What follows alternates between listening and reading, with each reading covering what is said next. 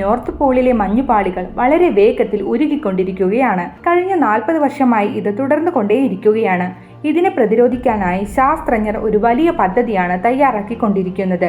അവർ north പോളിനെ വീണ്ടും തണുപ്പിച്ച് ഐസാക്കാൻ പോവുകയാണ്. 15.5 ലക്ഷം ചതുരശ്ര കിലോമീറ്റർ വ്യാപിച്ചു കിടക്കുന്ന ഒരു പ്രദേശമാണിത്. അതായത് 2 യുണൈറ്റഡ് സ്റ്റേറ്റ്സ് ചേർത്ത് വച്ചാലുള്ള അത്രയും വിസ്തൃതി.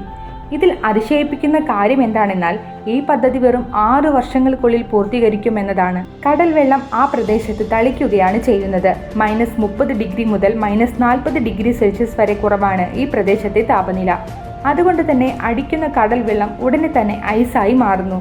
ഇതിലൂടെ ഉരുകിയ മഞ്ഞുപാളികൾ പുനർനിർമ്മിക്കാൻ സാധിക്കും. നമ്മൾ ഇപ്പോഴെങ്കിലും ഇടപെട്ടില്ലെങ്കിൽ ആർട്ടിക് സർക്കിളിലെ ഐസ് ഉരുകുകയും 2030ഓടെ അന്തരീക്ഷ താപനില വലിയ രീതിയിൽ ഉയരുകയും ചെയ്യും. നമ്മുടെ ഭൂമിയെ സംരക്ഷിക്കാനുള്ള ഒരു നിർണായക ശ്രമം തന്നെയാണ് ഈ പദ്ധതി.